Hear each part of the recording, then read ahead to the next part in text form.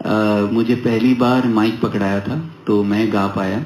I feel I am very blessed कि मुझे इतने छोटी सी उम्र में स्पिरिचुअलिटी का अनुभव हुआ और मैं उसमें आया। एंड वेरी, आज मदर्स डे भी है तो thankful to my mom also and for every day also, every day.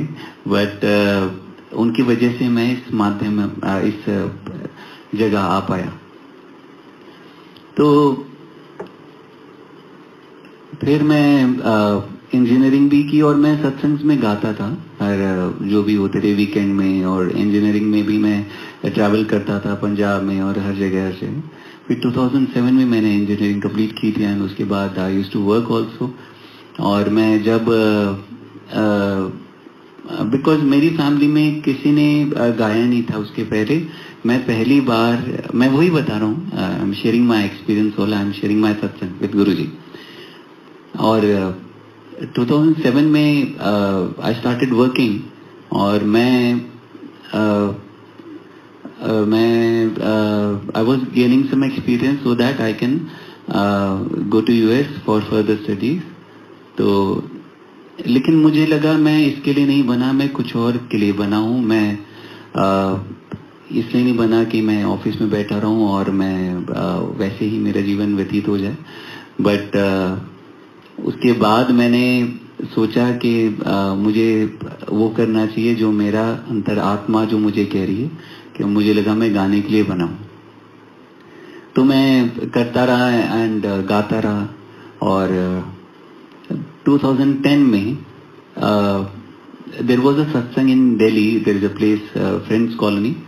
तो वहाँ पे मुझे मैं गा रहा था, आई थिंक जन्माष्टमी का सत्संग था। तो वहाँ पे मुझे बैम्बी आंटी ने सुना। बैम्बी आंटी बहुत पुरानी संगत में से है हमारे गुरुजी में। तो 2010 की बात है, आई थिंक अगस्त की। तो अगस्त में उन्होंने मुझे सुना था, और उन्होंने मुझे सितंबर में अपने घर में बुलाया। उनके घर में बहुत सुंदर दरबार था और गुरुजी का वहाँ पे सत्संग के लिए मुझे पहली बार बुलाया। उसके पहले मैंने कभी भी गुरुजी का स्वरूप नहीं देखा था, कभी भी मैंने गुरुजी के बारे में सुना नहीं था। और वो पहली बार मैंने गुरुजी का स्वरूप देखा उस दिन। और मैं उस दिन बहुत तबीयत खराब थी मेरी, और मैं यही के सोच रहा था मैं कैसे गा पाऊंगा। तो उन्होंने पहले सत्संग शुरू होने से पहले मुझे, मेरे गाने से पहले ही मुझे चाय प्रसाद दिया, और पता नहीं कैसे मुझे क्या हुआ और मैं समाओ सत्संग मैनेज कर पाया, गा पाया। और मुझे ये तो पता चल गया कि कुछ तो एनर्जी है, कुछ तो है जो मैं डिफाइन नहीं कर पाया, डिस्क्राइब नहीं कर पाया उस टाइम। लेकिन मैं हमेशा आंखें बंद करके गाता हूँ, क्योंकि परमात्मा से जुड़ने का एक ही तरीका है, वो जब आंखें बंद होती है तब उनसे जुड़ जाते हैं, उनको महसूस कर पाते हैं। तो 2010 में जब ये सत्संग हुआ तब समाओ आए, मुझे ऐसे लगा कि मैं अपने जैसे होता है ना कि फीलिंग होती है जो अपने घर पे आने के बाद जो आपको सुकून मिलता है, वैसा सा लगा मुझे।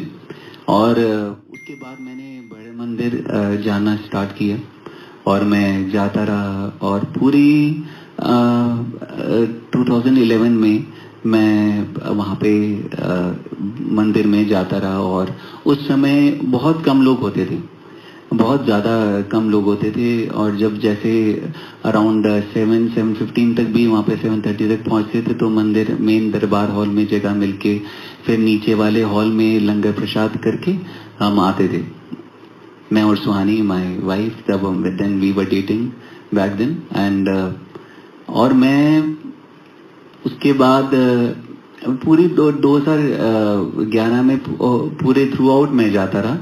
और 2012 में ऐसे ही 2012 में भी जाता रहा।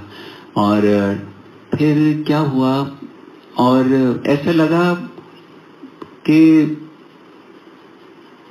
जैसे जो मैंने एक्सपीरियंस किया है कि उस एक्सपीरियंस को आप डिस्क्राइब नहीं कर सकते। ऐसा लगता है कि वो आपके साथ हैं, और वो आप जैसे वो जो निराकार शक्ति है वो आप महसूस कर सकते हो।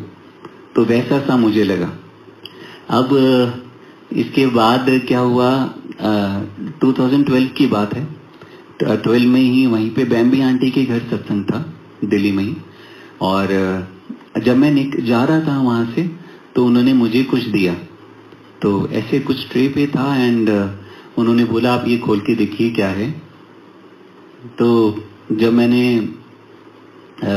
देखा का ऊपर से देखा तो उसमें गुरुजी के चरण थे, उनके खुद पहने हुए चरण, जो जूती उन गुरुजी ने खुद पहनी हुई थी वो थी।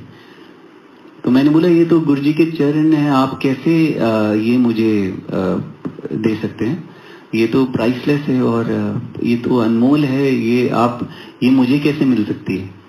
तो बैम्बी आंटी ने बोला कि गुरुजी ने दर्शन दिए और ये बोला कि सजा के बैठिए, मुंडा आएगा कल ओनू फड़ाई, और ऐसे मुझे गुरुजी की ब्लेसिंग मिली। 2012 आई थिंक, ये भी बात सितंबर अक्टूबर की बात है।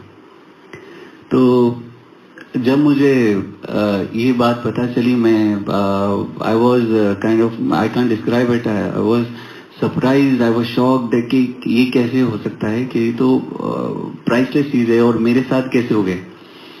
मुझे लगा उस दिन कि maybe I am the chosen one, and